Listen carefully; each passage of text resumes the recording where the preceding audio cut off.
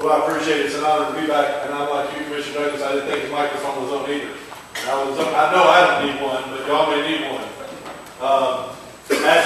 As we go before the Lord in prayer this evening, we do want to remember Chris Malcolm. Chris is one of the crew chiefs of the road department. They had an all-nighter last night. He ended up going to the emergency room with some chest pains.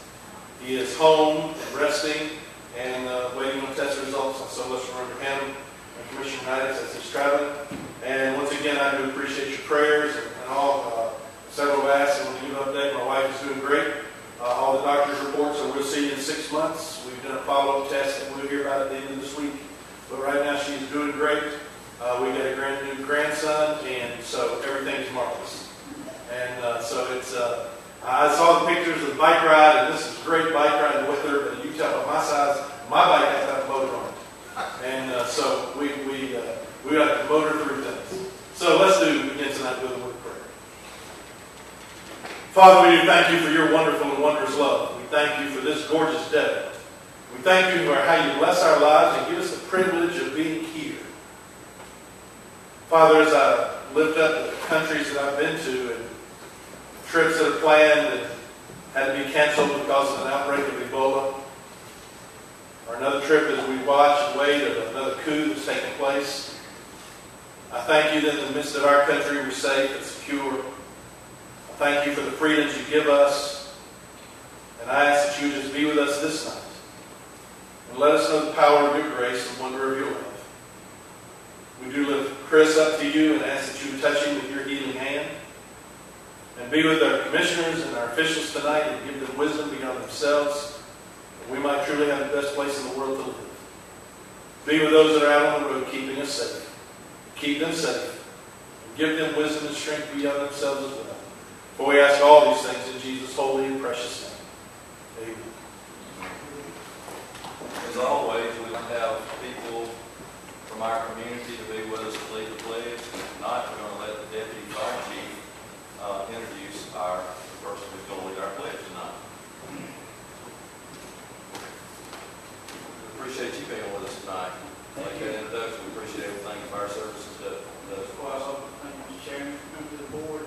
It's definitely a privilege tonight to come before everyone here. Introduce Chief Terry Davenport, who's been a phenomenal member, part of our foundation, the Fire Service of Lincoln County, for numerous years. The past 16 years he spent as a career member of the fire department, working his way up from the battalion chief, and absolutely strong leader prior to that, 17 years with a member of the North Newton Volunteer Fire Department, who, if you ever stop by and look, there's a bunch of plaques on the wall that would not be there without his effort, countless hours, dedication to the citizens of Newton County. So, Terry, if you would join us, introduce Terry Davenport as she will lead us in the pledge of allegiance. Terry, would you like to say something before we do our pledge? Appreciate the honor of being here. Okay, we appreciate you. Congratulations on your retirement. Let's all stand and talk. To the flag of the United States of America and to the republic for which it stands, one nation, under God, indivisible, with liberty and justice for all. Congratulations and thanks for being here tonight. Thank you very much.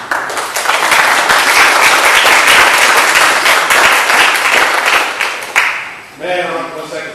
Did you know about the mayor of Newbern? Former mayor of Newton, Former mayor of Newbern. Sheridan Davis passed away. That's right. Thank you. They just told me just a moment ago, and I want to make sure you. Former Mayor Sheridan Davis passed away Sunday, I believe, and his memorial service is planned for. Tomorrow, Madam. Thank you. At what location? Do you remember? We'll look it up. I think Casey Hall, you know, Okay, long time. Yeah, that's right. Long time mayor. Probably did a lot of welding for all of us in the community over the years. Thank you, Reverend. We appreciate that very much. I'm going to mention a couple things. I've got something to read as well. The July the 1st meeting will be canceled for the Board of Commissioners. That is the 4th of July week, and we looked at that early on in the year and decided that that might be fairly less attended at that point, so we're going to go ahead and plan on not having that meeting. Reverend mentioned a few minutes ago, we had our public works folks working all night. They pulled a 24-hour shift to replace a culvert that really would have swallowed half a car. And it was a dangerous situation. And I do appreciate all their work. Tom, I appreciate all that you did too in your leadership to save the county an awful lot of money. They worked in some dangerous situations.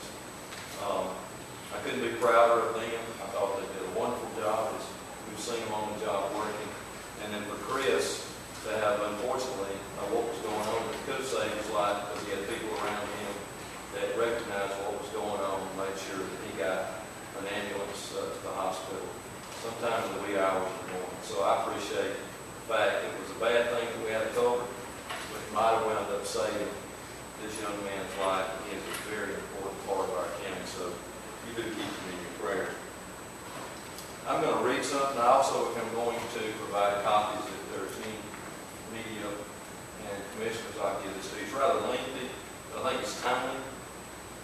In February 2010, the Board of Commissioners and other members of the Leadership Collaborative adopted a resolution supporting the 4 main principles of the 2050 plan.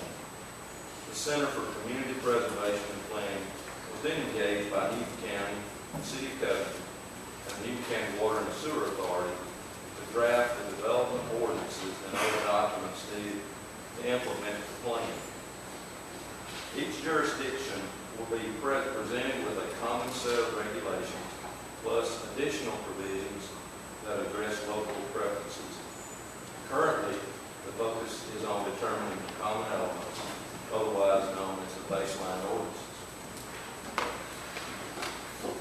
Recently, I've heard from a number of concerned citizens who have had comments and questions about the content of the ordinances. We recognize that there is significant interest in those ordinances, and we plan to have a full public discussion once the commissioners have received and completed the first draft of the baseline ordinances and have had the opportunity to review them. This will allow for meaningful discussions that are not based on speculation as to what might be contained in those ordinances. Once the baseline ordinances have been reviewed and discussed with the citizens, revisions will be made based on those discussions, and local provisions might be added Further public hearings will be held before the ordinances are considered for adoption by the board. We appreciate your continued patience as we work through those important processes. Please be assured the public input will be continually welcome, and I'll provide copies for the board as well. And now from the county manager. Thank you, Mr. Chairman. Just a couple of items for you. At the Swan Rodeo held on May the 14th in Dublin, Georgia, Mr. Tony Jones, roll-off truck driver with solid waste, placed second in the state in the roll-off competition. So just wanted to do this one a little bit. He should probably do his plaque in the next couple of weeks and bring it by and show it all to you. Okay. I want to give you an update on the April sales tax collections. Squash came in at $878,000 and Wash came in at $658,000. So it's still pretty strong collections, particularly season-wise. And then last but not least, please mark your calendar for the county employee appreciation picnic. That's going to be held on the third Friday in June, which is the 20th. And the location will be at the pavilion at Lake Farm. And our chefs for that day will be the Neat County Fire Service leading with the Water Resources Department. So we expect that to be pretty good. That'll be the third Friday, which is the 20th. All right, thank you, John. Appreciate it. We're going to go to old business now. This is number 4 on your agenda. And commissioners, there's been quite a lot of discussion, as you know, about the SCADA system. I'm sorry, I did jump over. Not intentional. Citizen comments. Thank you, commissioners. It's not a Freudian slip. We appreciate all the people who come to make comments. At this time, we'll allow for citizen comments. In respect of time, you will each have 3 minutes. Please approach the podium to your right, my left. State your name and address for the record. Please be constructive and direct your communication to the commissioners. Slander, profanities, or character assassination shall not be tolerated. And as you know, commissioners are not allowed to respond to you during this portion of the meeting. If someone would like to speak, then come forward.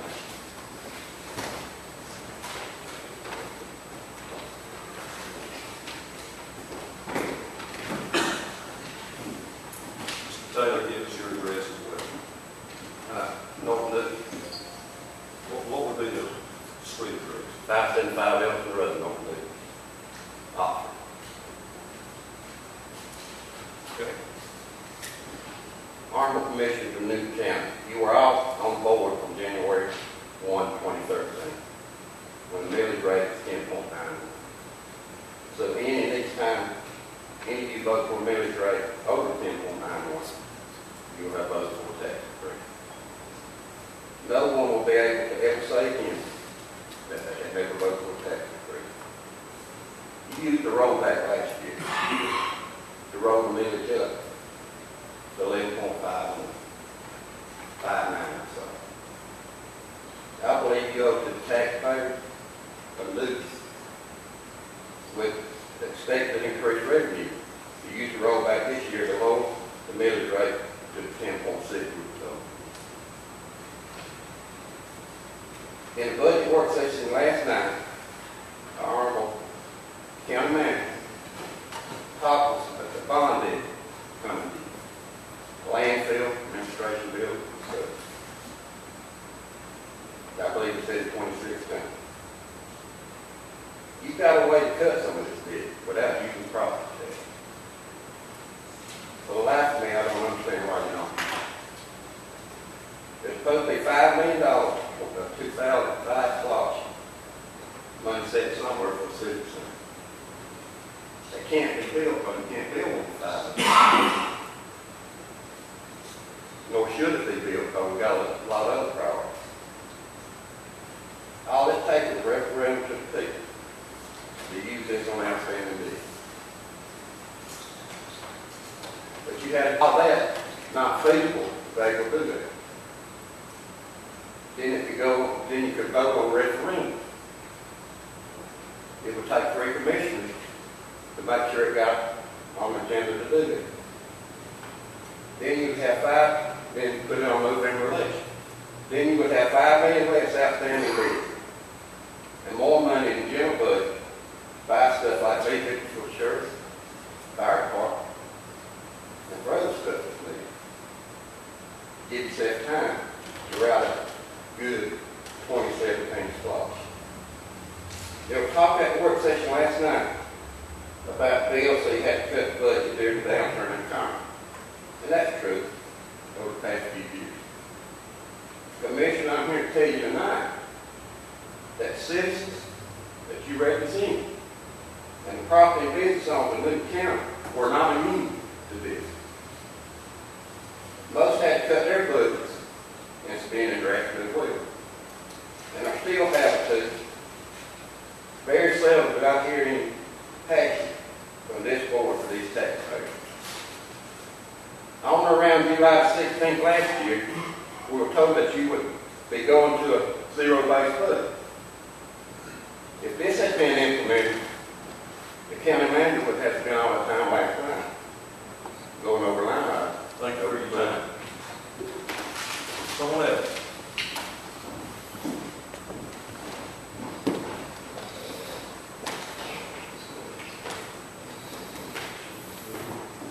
Well,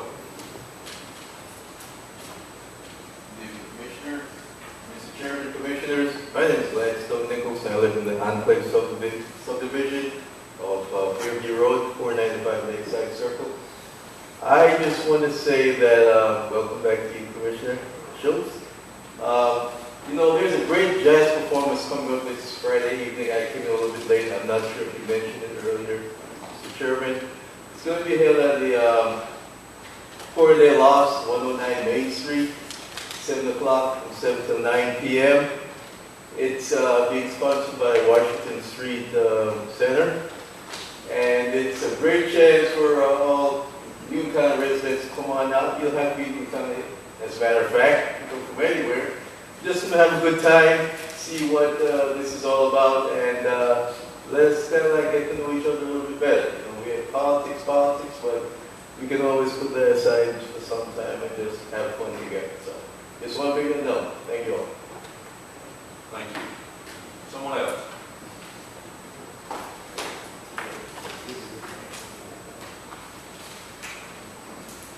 Public comments are closed. Now, as I was saying, we have had quite a lot of discussion about the SCADA system. I believe there was an article in the paper yesterday, Commissioner, as well. We do think we're getting close to a resolution where everybody will be on the same page. I would ask that we table this tonight, a little bit unusual, to on or before July the 15th so that we can handle this part of our agenda at a later date. So I'd like the SCADA system, water resources, be tabled on or before July the 15th. Commissioners, can I get a motion? Second. We have a motion and a second. Any further discussion? All in favor? Got a discussion? Yes, sir. I don't have a comment about it. What's the second meeting, Wednesday, July meeting, what day? July the 15th. So that's not gonna take us up. On or before, we can actually get it at that time, but I want to make sure we got it at that time. All in favor? Motion carries. Item 4A also is going to be a table, but I want this one tabled indefinitely. I'll explain. This is the timber cruise and appraisal by Matt Barber. He's our forest consultant. We had a table from May 6th. We're still involved, I believe, the attorney's office with some lake mitigation. We certainly don't want to do anything to create a problem for getting that permit.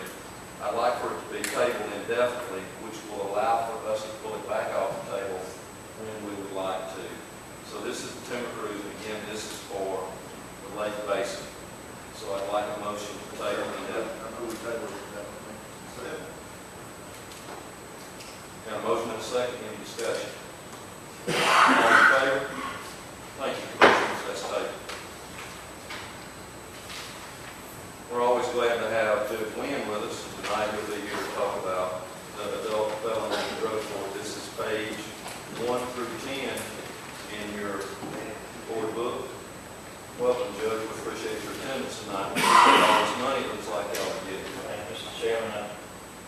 pleased to come and ask the board to accept the Criminal Justice Coordinating Council grant in the amount of, the total amount of the total fund would be $130,481 for the adult felony drug court.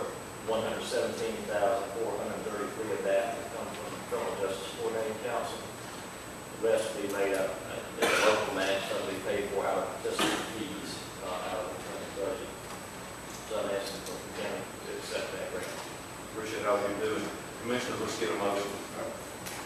Good sir, go right ahead.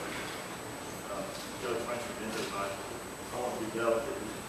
Because you're the newest judge, is that why you always have to work late to come and see us? A little bit on protocol. The senior guy just said, let's send Judge Williams. That's right. That's right. Well, it's not like, Our pleasure. they let me do drug court, so I get to come over here and ask to do it. May I have a motion, Commissioners? Move to approve this job. Motion and a second. Any further discussion? All in favor? It's unanimous. Are you doing number 6 as well? I am. All right, thank you. This is going to be 11 through 26 in your board book. This is the acceptance of the resource court grant. Judge Osmond, of course, is our resource court judge. That court has received a grant, total fund of $150,781, match of $15,078, 10% match with funds from the Criminal Justice Coordinating Council in the amount of $135,703. Now, I got word today through email that the state, I think, may waive the match requirement for the resource court, but I don't have that verified in writing, but we'll follow up on that. So I'm asking the board to, ask the board to accept that. Let's get a motion. So moved. Second. A motion and a second. Any further discussion? All in favor? That one also carries. And you do an item 7 as well. This is the contract approved, or I'm asking the board to approve the contract with our drug court coordinator, Wes Long, who has helped me to get the drug court off the ground. He's agreed to stay on for another year's contract. We operate out the contract, so we don't have to pay benefits and save some money. So, and his contract is paid out of that CJCC grant. Great. This is pages 27 through 29. Commissioners, can I get a motion on that? So moved, Mr. Chairman. Motion and a second. Any further discussion? All in favor? That one's yours. Thank you very much. Thank you. We appreciate you being here. Yes, sir. If you want me to sign, come on right now. Well, there are several places you have to initial, and I have to bring them by your office tomorrow. I'll look for you. Thank you. Be your first time. Good night. Thank you. We got some minutes to approve from the county clerk. That's item number 8, pages 30 through 41. We've had a chance to look at those. Commissioners. I entertain a motion. So moved. Anna? Motion and a second. Any further discussion? All in favor? Sure, absolutely. Since I was not here, I need to not vote. That can be your prerogative. We certainly will let you abstain. All in favor? Opposed, 3-0. One abstention. Can you make a note saying because I was not here, I don't want somebody to think that I'm not voting. So noted. All right, and you might want to, if you want to do the same thing on item number 9, the executive session, we'll understand that too. Can we get a motion on the executive session? This is item 9. Got a motion and? Second. Any further discussion? All in favor? That is also carried 3-0 with one abstention because she was absent.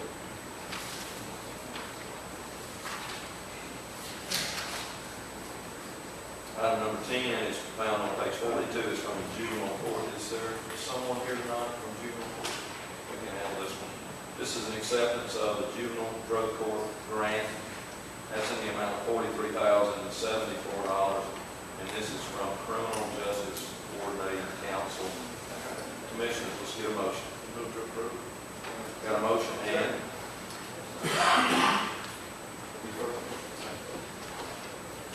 Third. Thank you. All in favor? Good, got it, thank you.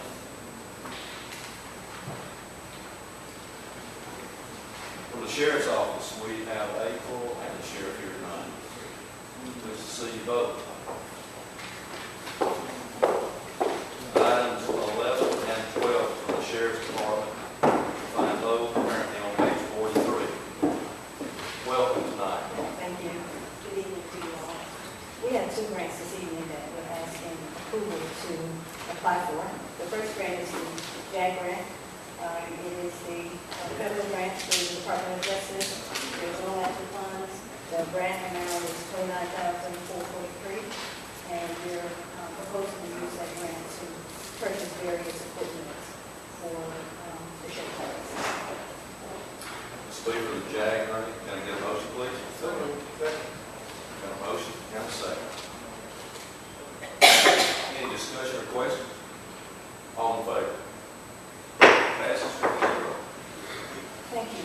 The next grant is the General Bills Grant. It's a local grant. The foundation determines the amount that they will award us. We're requesting to submit an application to support the champs and sport programs. I've got a motion. Second. And a second. General Mills is certainly a good partner for us in our community. We appreciate them. This is an approval. Any further discussion? All in favor? That is unanimous as well. Thank you. Thank you. We appreciate everything y'all doing. All those grants were great. Mr. Garrett's going to come forward for 13 and 14 commissioners. It's found on pages 44 through 47 and then 48. We continue to rejoice in the fact that we're going to get, in my opinion, the worst intersection in Union County repaired or fixed, and we're going to work on that. We're looking at construction for supervisor.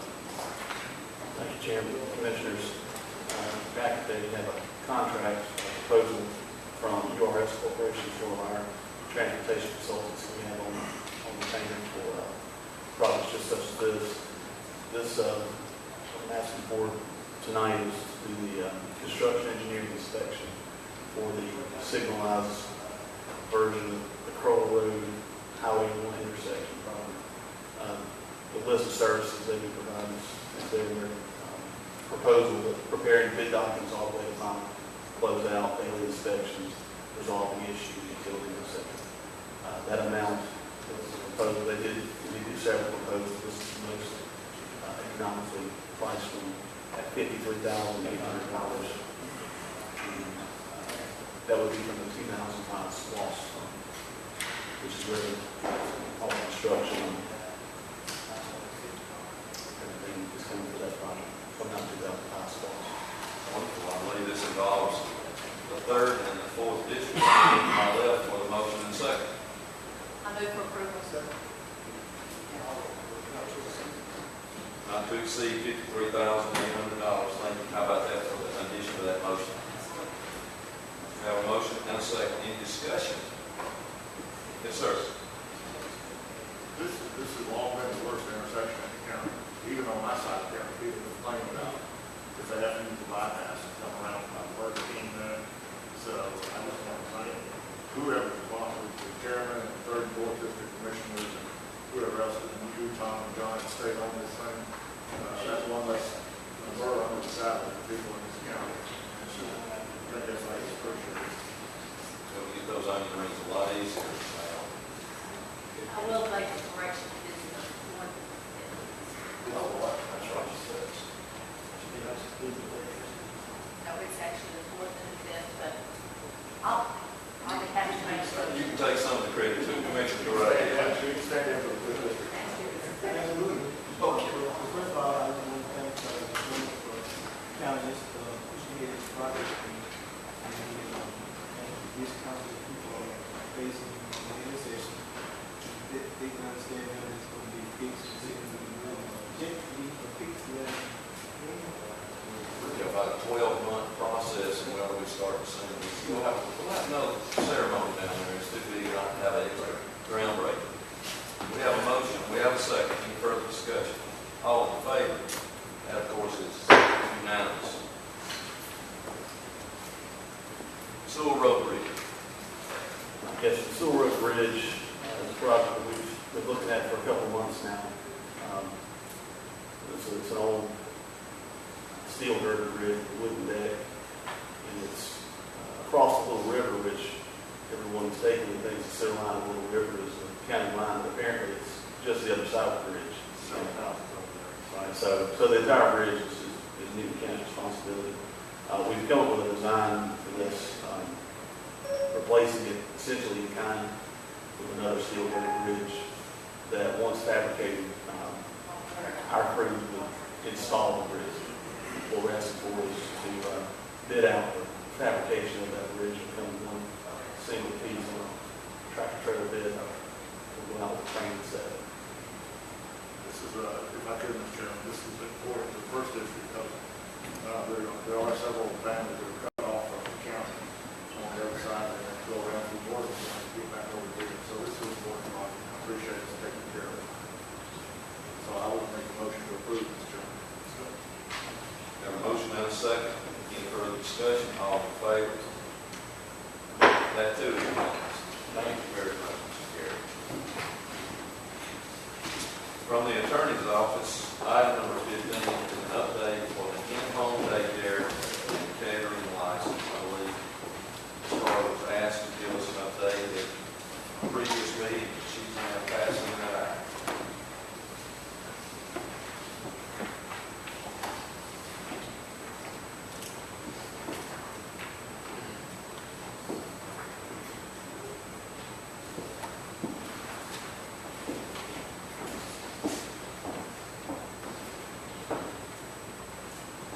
Anyway, what you have before you is a summary of some research I did in response to public comments that were made, I believe it was May 6th board meeting.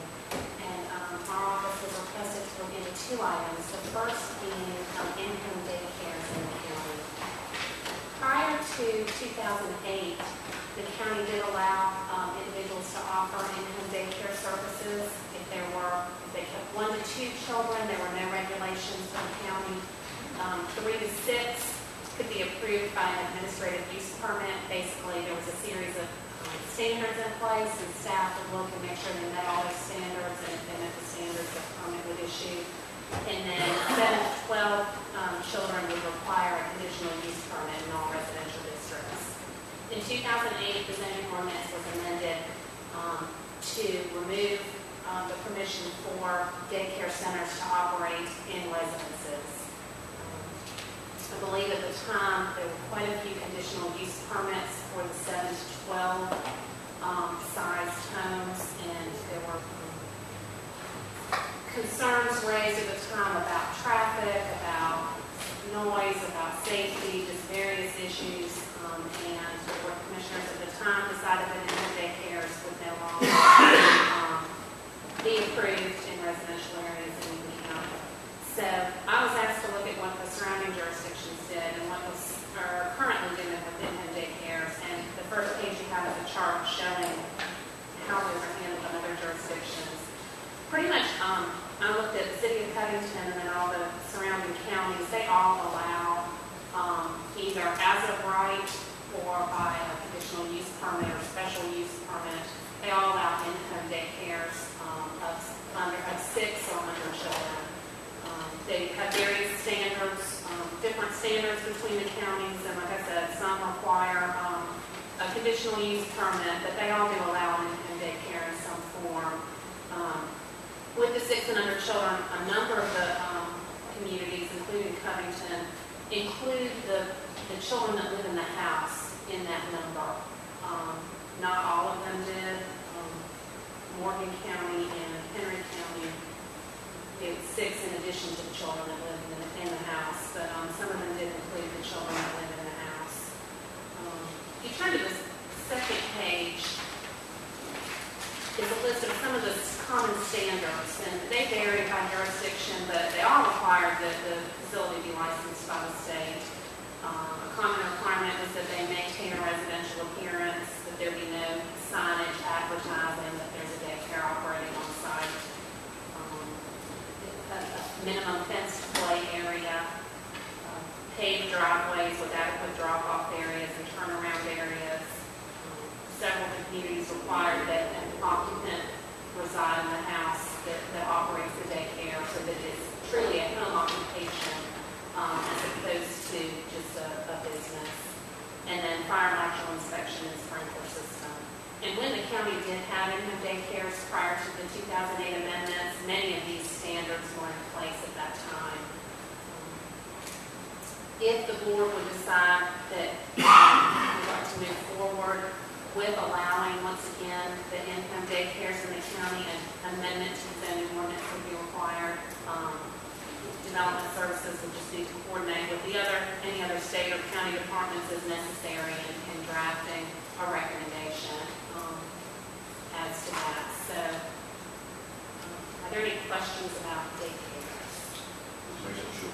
Well, I guess my biggest question is the licensure by the state, because I think that that's really important. So which department is that? Department of Community Services? I believe so, yes. And so like with things like immunizations, and they would all be required. Yeah, that would typically be handled through the state licensure, yes. Because I think that one of the things that we're seeing nationwide is that if there are not those regulations in place, you can have pretty substantial problems with communicable disease outbreaks that are not, and then we can burden back on the community. And I also remember during the time that when the board that rescinded the daycares was prior to me coming on board, but I do remember that one of the concerns was that there was a lot of pressure on having the larger daycares where there were homes that maybe in certain parts of the county where there were large homes, and they were just using that as a mechanism to offset their rent or their mortgage payments. And so I think that we need to really be careful that we're not getting into a situation that it's a business for financial purposes, but it's a business to serve the needs of children. In most of the communities that I looked at, if anything 7 and over was not permitted in a residential area. A few places, Morgan County and Jasper County did allow it with special use permits and in some cases in limited districts. But, I would think if this is something the board wants to get into, authorizing again, that it would be best to start with that 6 and under group and then decide if it would have a lot of insurance to allow them in larger homes. And I think that's where the problem occurred with the conditional use permits that were coming for those larger homes. Yeah, I know that there were several homes in my district where they were built for 6 bedrooms, and they started taking in children to help offset the mortgages. And it wasn't necessarily because there was a documented need for daycare, it was more a need for those particular homes to offset the mortgage payments. I don't remember who actually asked for this, but if you go back, there you go. Yeah, this came from the first district. I'm looking at the last item, the fire marshal inspection sprinkler system. We talked about that. We don't have a sprinkler system in this room. The sprinklers that are in the ceiling, Yes, sir. and the other counties already require that. Some do, and I think our current sprinkler ordinance, which was pre-2008, I do believe will require daycare. So how many homes have sprinkler systems in the ceiling? I don't know of how many of our, because we have some pre-existing homes that were in place, residential homes that were in place prior to 2008, but I know we do require with our group residences. So if the house is older than 2008, it can be grandfathered? They typically then add the sprinkler system, and we do that with the personal care homes and the group residences. They're all required to have those, have sprinkler systems put in. So we would just have to coordinate with the fire marshal and see what is currently required. I would, Mr. Chairman, since this came out of David Lake in the first district, I'd like to ask if we can, I can work with the attorneys until we allow them to come up with a straw man proposal that the whole commission can look at it in July meeting.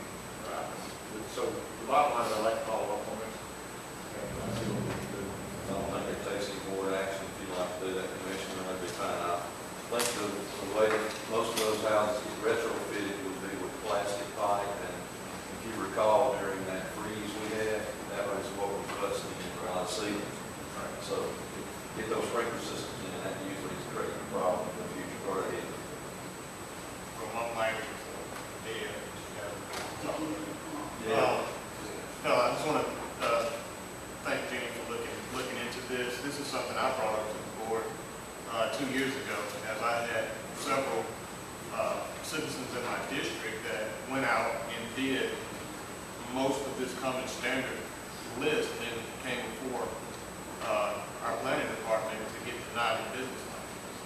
You know, they did everything by the state and, you know, got down to, you know, I want to get a business license, could not operate.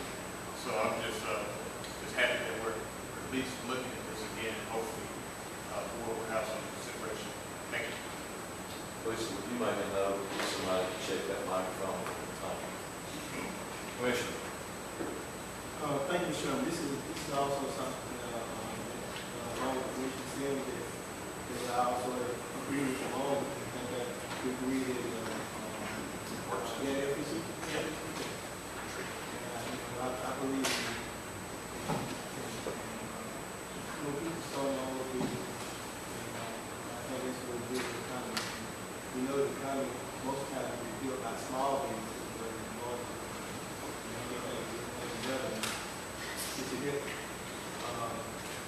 see after kids, small kids. So I think for us, I think the first time, so as I said before, I've always supported. All right, and I believe you have one more discussion. The second thing, turn to the next page, the next thing I was asked to look at was the alcoholic beverage catering licenses. That was a request. Susan Kirk came and made a presentation at that May 6th meeting, and we were asked to look into that as well. State law does authorize the county to approve a catering license for a business that already has an alcoholic beverage license, and that can be either a by the drink license or a retail license. So if there's a business that has a package sale license for beer and wine, then they could, if the ordinance was amended, apply for a catering license and then provide catering services, and that's for by the drink as well. Now, for people that aren't licensed, that don't have their alcoholic beverage licenses through Newton County, state law provides for event permits. And even a resident caterer, if they have that catering license through Newton County, would need to apply for an event license to be able to actually cater a specific event.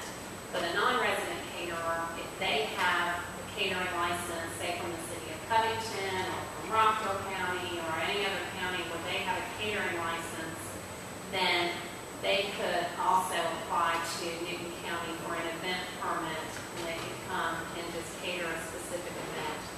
State law does provide that for those out-of-county, those non-resident caterers, an event permit fee of $50 may be charged, and local excise taxes may be collected for that special event. In looking at the same neighboring jurisdictions I did for daycares, only within Newton County, the city of Covington and the city of Porterdale offer catering licenses, and then Morgan County does as well. And also, since there were so few locally, I was going to research a little bit, a number of cities throughout the state offer catering licenses. I didn't find as many counties that did, but there were several counties that do offer catering licenses. One in particular I looked at was Glenn County, who I thought had an excellent ordinance. It would be a great place for the county to start if this is something that we wanted to get into. Some of the ordinance. Absolutely, go ahead. Excuse me just a second. I also asked for this to be looked at also, so hopefully we originated that up here somewhere. So what you're saying, if I could cut to the chase here, I know you're an attorney, you enjoy standing up talking. But if I could, what you're saying is that the state permits this, several neighboring jurisdictions permit it, just a matter if we want it, we need to create and pass an ordinance to do it. Correct. It would be an amendment to the alcoholic beverage license. So, to follow up on that, then, Mr. Chairman, I would like to ask that we use the Blaine County ordinance or whatever ordinance you think that you and the attorney's office think is appropriate. Bring that back to us if they could, Mr. Chairman, at the July meeting also, and let us look at that with the possibility of passing it at that time or whatever we need to do. It has to be advertised or whatever. On behalf of my Deepwater Baptist in me, I've got to ask, and we also ask for a straw poll before we complete too far. You ought to know that if I'm asking, it's probably pretty popular. So we'll get a straw poll before we go too far. Commissioner, go right ahead. Well, I have several questions before I go to that. Currently, our alcohol ordinance is by overlay districts.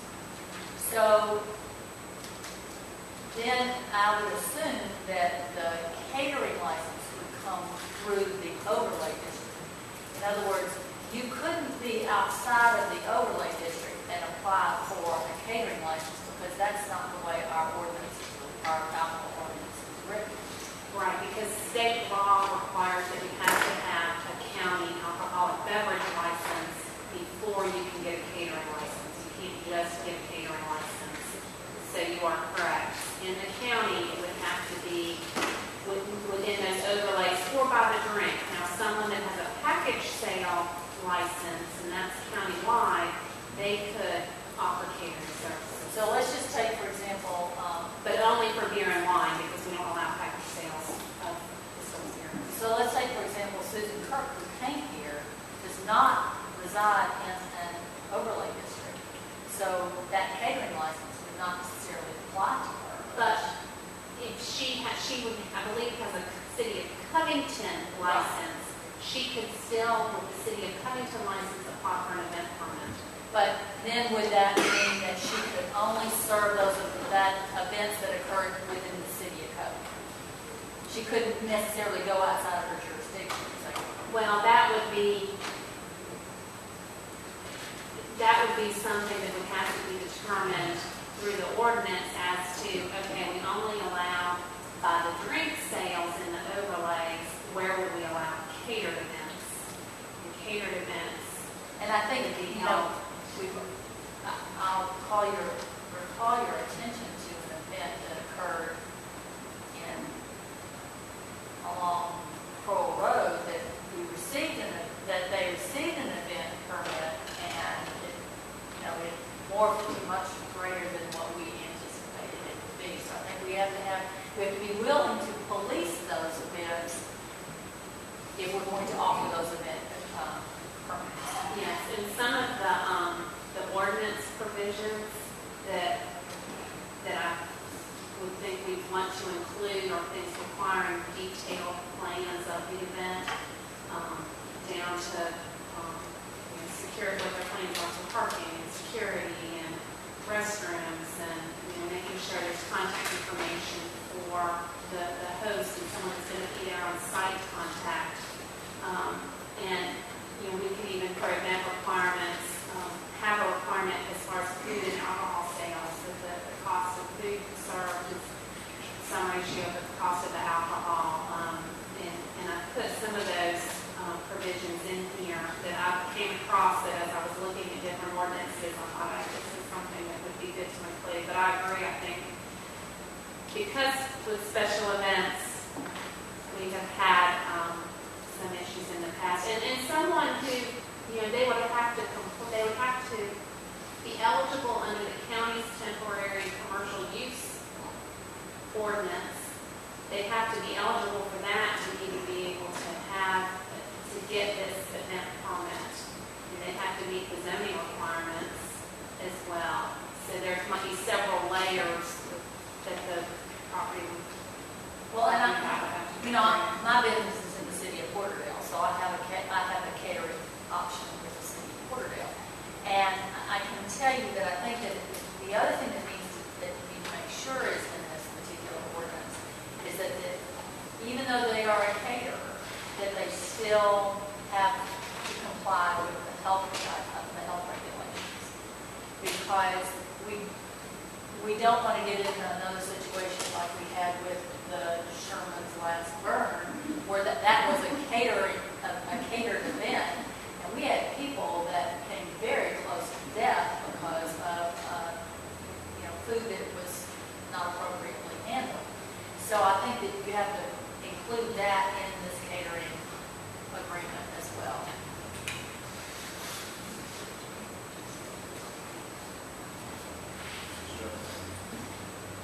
Commissioner. Let me throw this out there into the board. You mentioned the Glenn County ordinance. Why don't we have the attorney bring us a copy of the Glenn County ordinance in July? Let's look at it, discuss it, and then we can tweak it and see if that's what we like, rather than acting on it, make it a discussion item for the July meeting. Let's talk about it some more. We have a work session prior to the July meeting. That'll be the conclusion there, July 15th, I guess. And then we'll be through the budget and not as many meetings, so the answer is yes, we can have that work session. Let me just throw this out as well. My idea is, this is county-wide, and I incorporate parts of the county.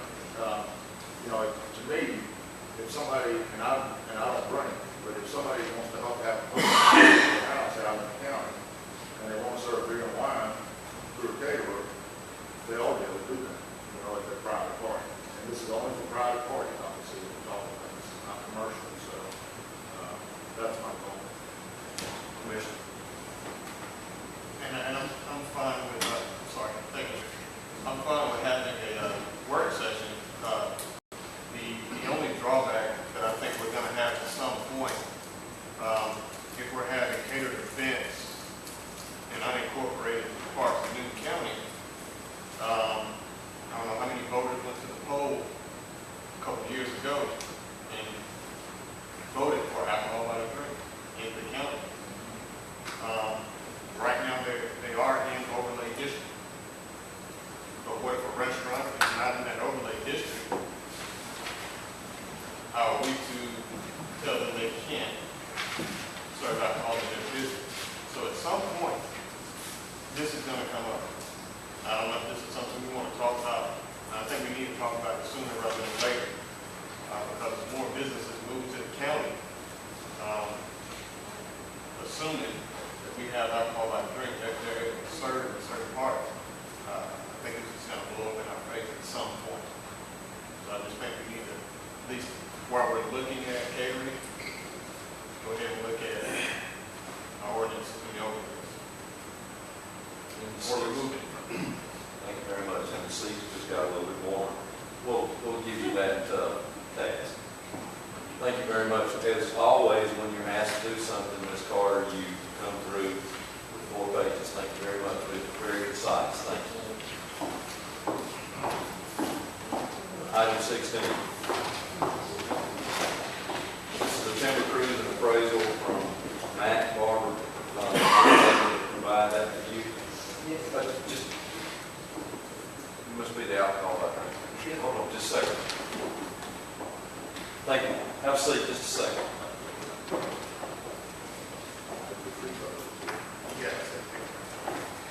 Oh, really? Okay, I do. That is 16 on there twice. You're right. Thank you. You're going to be 17, but you really will be fine. All right. On train of thought. The timber cruise and appraisal from the landfill. I'm going to hold off giving any announcements out. The commissioner, this could be good news for us later on if we decide to do this. We would like for Matt Barber to be able to market this timber for us. I believe it's approximately 100 acres of land, and it's found in your side pocket, I believe, with you in your package tonight. We just really are giving him permission to go out and see bids. Of course, it'll go to the highest bidder. We have approximately around 204,000 is the approximate amount that we wrote down. Remember, we did discuss it one time that Barberwood was maybe at its peak ever. So we want to try to do that as soon as we possibly can. So our motion would be to allow Matt Barber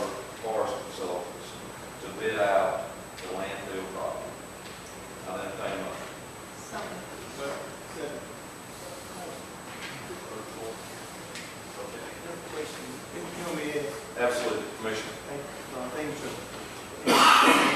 About Tim, we had spoke, I think 2 days ago, about the pine trees and hardwood trees over at Western Heights. And I was thinking if we were going to allow somebody to cut the timber, it's also part of the county too as well. There would be an opportunity for maybe it's helping us to thin those trees out, our trees, to those trees out over that way. Which is, I don't know how to manage it. I would suggest let's let Earl Budd, who's our local marshal that we trusted so much, get with me this week and we'll call Earl. Any further discussion? Sir? So, assuming that they cut this timber, and that we are assuming that we'll receive the $205,979, what will we do? We have several options we'd like to discuss. I think I mentioned something on the phone today with you. Right now, it come into the general fund. So we'll be placing that in the general fund. We can either use that toward landfill debt, which we discussed today earlier, or maybe another idea we have. So, and when would you like to discuss that? Once we collect the money, then we'll make that decision of how we want to utilize it. Because in the contract, I'm sure this forester is going to have, these companies are going to be given the opportunity to cut at will. So they may have up to a year to cut. So I might discuss with you a little earlier, you might want to do soon. So we're trying to figure out a way to make sure we get guaranteed. And he does get a commission out of the sale. So it's up to 10%. And we negotiated with him earlier. Have a motion and a second. Any further discussion? All in favor? That too is unanimous tonight. Thank you.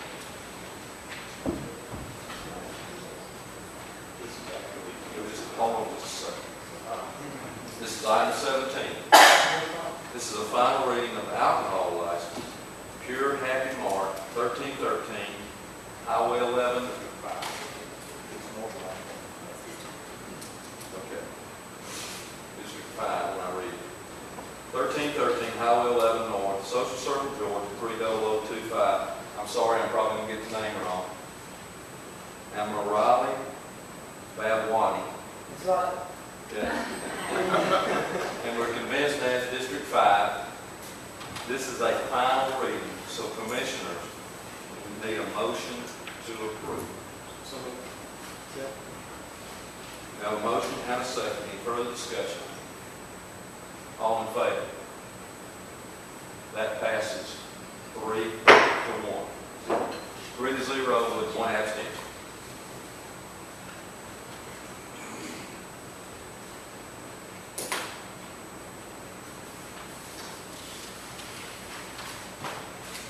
Good. Thank you. That's good. That's good. That's good. All right, now, Commissioner Collins. Or I will say,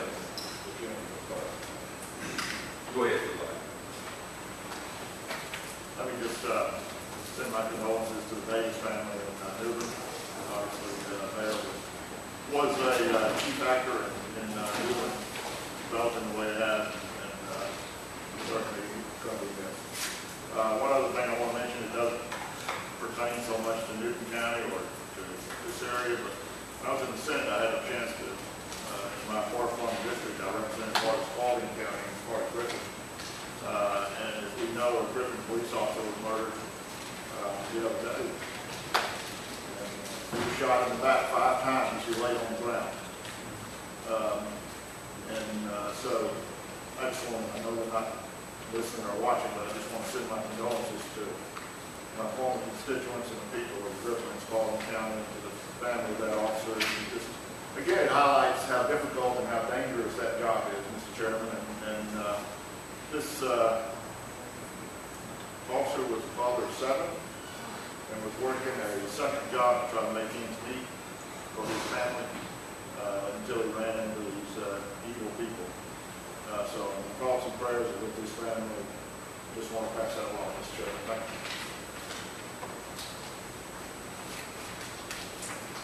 Commissioner.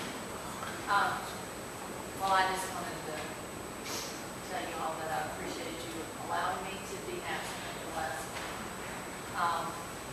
For those of you who don't know, my daughter-in-law graduated from law school in California, so we will welcome another attorney to the world of the legal world once she passes her bar in July. So thank you for allowing me that opportunity to her graduation. You were missed. Thank you, Sharon. I just want to make an announcement. We do up front that in the month of June, July, Camp U is a summer camp program, high school tour program too as well. But they have moved into the next activities.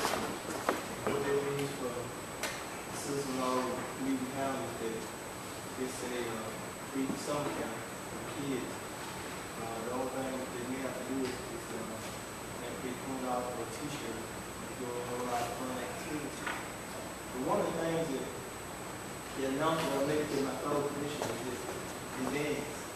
And so the part of we have a I think we one from Lock On and one from the Power get together. And I know I believe that they go to Lock On to the Power on a field trip. So they're going to spot every day for the past 2 days. That's night different events. But they'll be dancing. So I want to make sure that you know. So if they're reading Facebook comments, some come on Facebook, so when they dance, they're probably going to be a little dancing. And most of those kids are from 6 to, I think, 12, 13. So they are supervision. 24/7, I think every 2 kids. State law says you got to have at least one person with you. So they go over that guideline supervision. So I'm very excited. Now, next time, as I said previously, for the entire county, at present, there's about 47 kids who are enrolled in the particular program.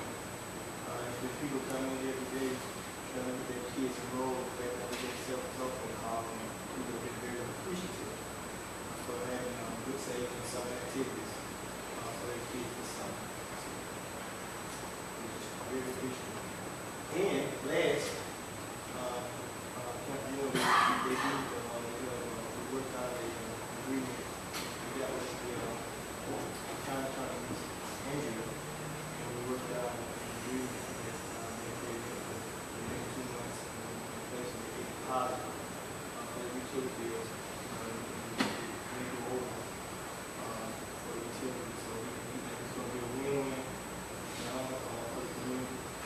And last, even though I think nobody been keeping track, over the past, I think, 7 months since we've been counting on the center, we have, I think, between donations and rental fees, it's been over $11,000. It also been, I think, the summer camp program has been over $1,000 here that actually just gave money to try and do what they can with their kids. So, just one man doing everything in the summertime.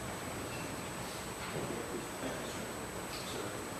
I want to just take a moment and say that I appreciate the time that has been put into the budget process. Mr. Garrett's put in a lot of time.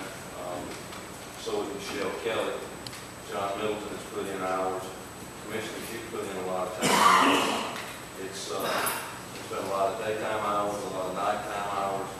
I'm sure that some in the audience think that this process is fairly simple and that it does not require as much time as we know as commissioners that it does.